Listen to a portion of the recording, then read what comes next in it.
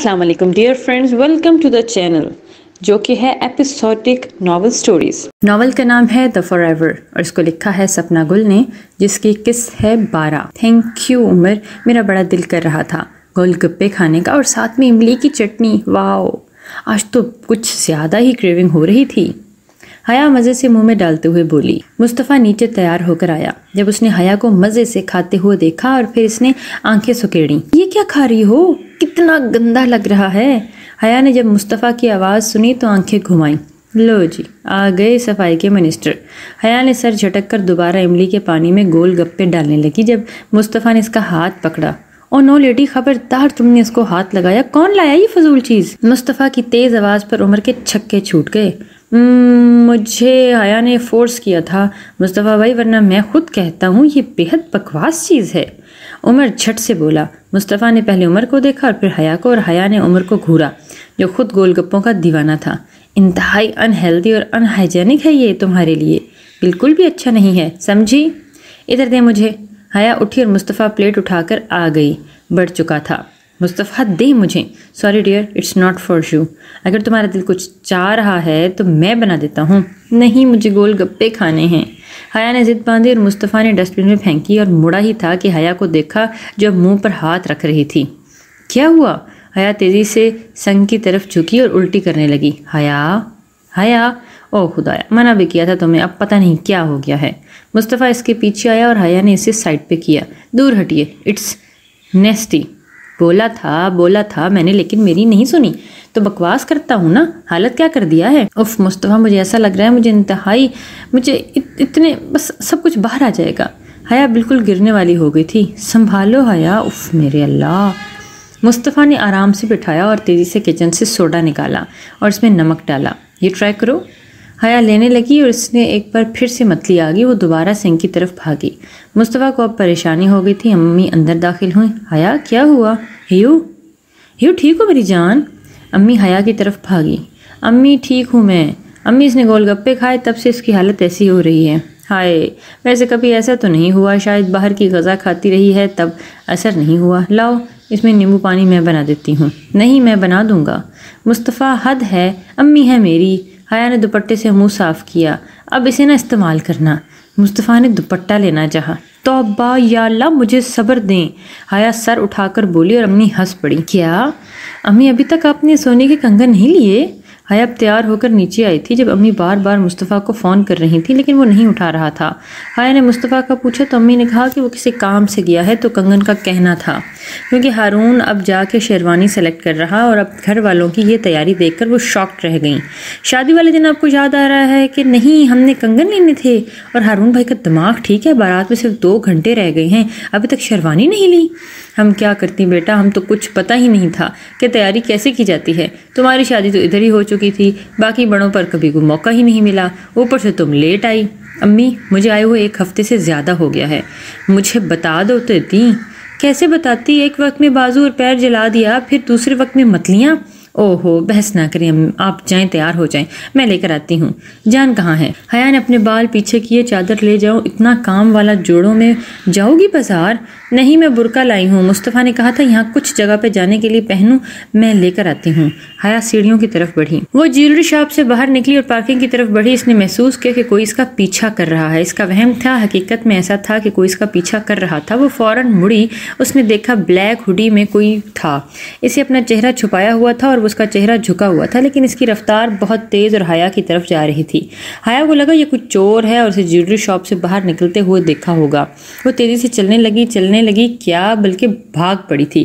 اس نے بالکل مڑ کر نہیں دیکھا اور کار کی طرف آئی اور لاک کھولا۔ کھولتے وقت اس کا ہاتھ کانپ رہا تھا۔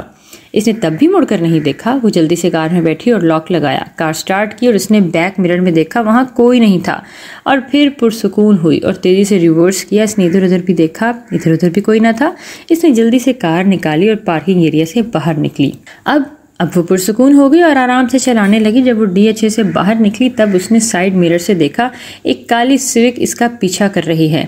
حیا نے اپنا وہم سمجھا اور اس وہم کو دور کرنے کے لیے اس نے ایک ٹرن لیا۔ تب اس نے دیکھا انہوں نے بھی ٹرن لے لیا ہے۔ اب بھی لگا کہ وہ اسی جگہ سے جانا چاہ رہے ہوں گے۔ تو اس نے اگنور کیا۔ پھر جب اس نے 1 منٹ کے بعد دوبارہ دیکھا وہ اب بھی اس کے پیچھے تھے تو حیا نے کار کی رفتار بڑھا دی۔ بڑھاتے وقت اس نے غور کیا کہ بلیک سوک نے بھی سپیڈ بڑھائی۔ اب واقعی اس کا شک یقین میں بدل گیا تھا اور اس نے گھبراہٹ ہونے لگی تھی۔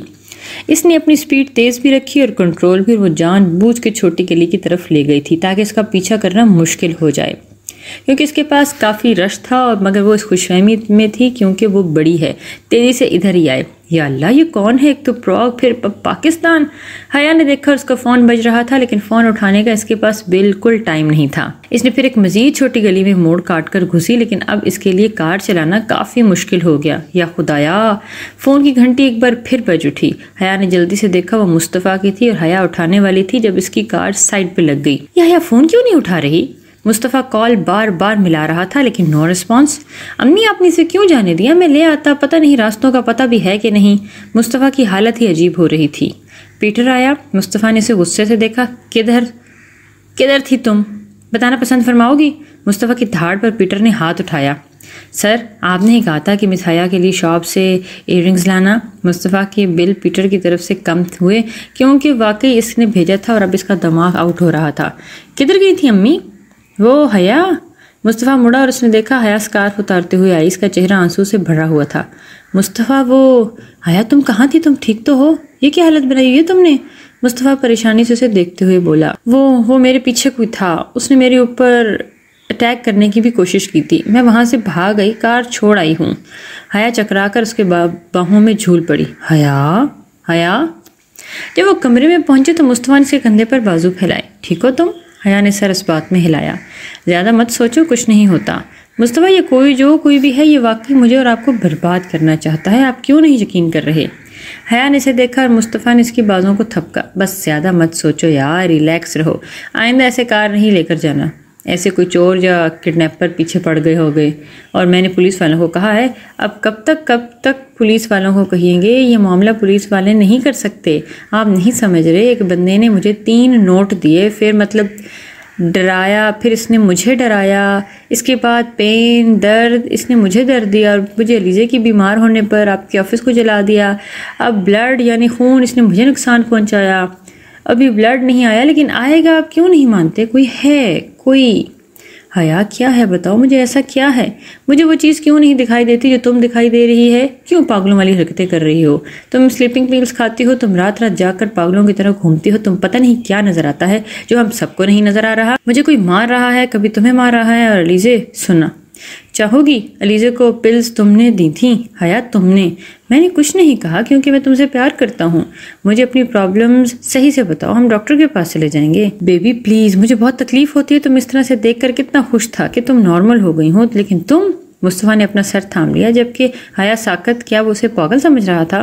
اب تک وہ اسے ڈیل کرتا رہا کہ کہیں میں ذہنی مریضہ نہ بن جاؤں، یعنی مصطفیٰ کو مجھ پر بھروسہ نہیں تھا۔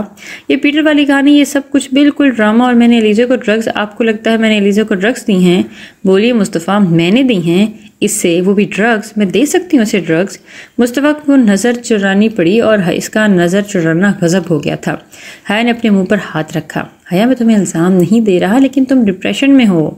اور کیوں ہو؟ مصطفیٰ کو سمجھ نہیں آئی کہ وہ کیا کہے۔ اگر آپ کو لگتا ہے کہ نہیں پتا تھا میں نے یہ سب کچھ، مجھے مارا کیوں نہیں، بلکہ مجھے طلاق کیوں نہیں دے دی؟ جرم کیا ہے نا میں نے۔ مصطفیٰ کا چہرہ سفید ہو گیا، اسے اتنا غصہ آیا کہ اس نے حیا پر ہاتھ اٹھانے کی بجائے دیوار پر زور سے مکہ مارا۔ Shut up, just shut up, بکواس بند کرو اپنی۔ مصطفیٰ غصے سے بولا، اور کھڑکی میں کھڑی وہ اس کی اونچی آواز سن کے دل ہی دل میں خوش ہو رہی تھی۔ کیوں دے نا مجھے طلاق، آخر یہ سب میں پاگل پن میں کر رہی ہوں، آپ کی زندگی تباہ کر رہی ہوں، کیوں نہیں جان چھڑا لیتے؟ اب حیا کا چہرہ پورے آنسو سے بھر گیا اور اس کی آواز بھرا گئی۔ مصطفیٰ نے حیا کا جبڑا پکڑا۔ Say that again lady, you will see my dead body. وہ سرد لہجے میں کہتا ہوا ڈریسنگ روم کی طرف بڑھا اور اپنا سوٹ نکالنے لگا اور اس نے لا کر بیڈ پر رکھا، جبکہ حیا وہیں ساکت اور جامد بیٹھی ہوئی اس کو دیکھ رہی تھی۔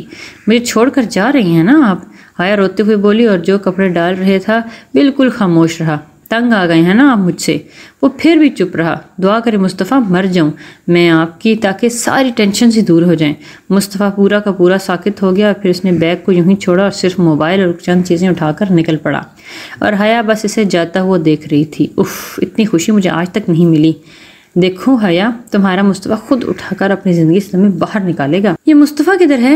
حیا کیا ہوا؟ میں تم سے کچھ پوچھ رہی ہوں۔ ہم گھر پہنچے تو کوئی ہوش نہیں تھا، تم ابھی صبح پتہ چلا کہ مصطفیٰ چلا گیا، واپس ہوا کیا ہے؟ حیا نے بس سر اٹھایا۔ کیا لڑائی ہوئی ہے اس سے؟ حیا نے نفی میں سر ہلایا۔ پھر اچانک اسے کیوں جانا پڑا؟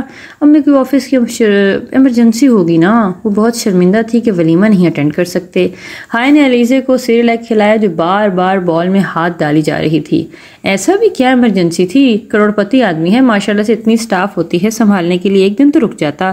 بس امی کچھ کام ہوتے ہیں، میں نے بھی 1-2 دن کے بعد واپس ہی جانا ہے۔ حیا نے فیڈر اٹھا کر علیزے کو دیا جس میں جوس تھا۔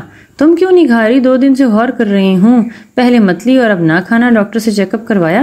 امی مانی خیزی سے بولی۔ مجھے بھلا کیوں کروانا ہے؟ ماحول کا چینج ہے اس لیے شاید ایسی طبیعت ہے۔ حیا صحیح طرح سے بات نہیں سمجھی۔ حیا میں گائنی کی ڈاکٹر کی بات کر رہی ہوں۔ اب حیا خاموش ہوگی۔ حیا یہ تو مجھے ماں بننے کے سمٹمز لگ رہے ہیں۔ حیا کا دل بھر آیا لیکن اس نے خود پر کنٹرول کیا۔ ایسی کوئی بات نہیں امی۔ حیا نے علیزے کا بپ اتارا اور پھر اسے اٹھایا۔ کیا مطلب ہے حیا؟ وہ اس لیے امی کہ میں کبھی ماں نہیں بن سکتی۔ وہ امی کو ساکت چھوڑ کر علیزے کو لے کر چل پڑی۔ مصطفیٰ بیل کی آواز پر اٹھا اور اس نے دیکھا شام کے 4 بج رہے تھے۔ اس وقت کون آئے گا بھلا؟ اس نے جا کر دروازہ کھولا تو اس کی آنکھیں حیرت سے پھیل گئیں۔ حیا علیزے کو اٹھائے کھڑی تھی۔ تم یہاں؟ حیا نے ہلکا سا راستہ پا کر خاموشی سے گزر گئی اور آ گئی، چل پڑی۔ پیچھے سے پیٹر اور باقی ورکر سامان اٹھا کر لائے۔ مصطفیٰ نے انہیں راستہ دیا اور خود جا کر صوفے میں بیٹھ گیا۔ ابھی اس کا بالکل موڈ نہیں تھا کہ وہ حیا کے پیچھے جائے اور اس نے ٹی وی آن کر لی۔ جب وہ سامان رکھ کر چل کر واپس چلے گئے، مصطفیٰ نے اٹھ کر بے حد خوشی سے انہیں پیسے دیے اور پھر ہلکا سا مسکرا کر پیٹر کا کندھا تھپکا جیسے تھینک یو کر رہا ہو۔ پیٹر مسکرایا اور سر کو خم کر چل پڑا۔ مصطفیٰ واپس آیا اور دوبارہ صوفے پر بیٹھ گیا۔ اب کی بار وہ سو گیا تھا کیونکہ وہ بہت زیادہ ذہنی طور پر تھک چکا تھا۔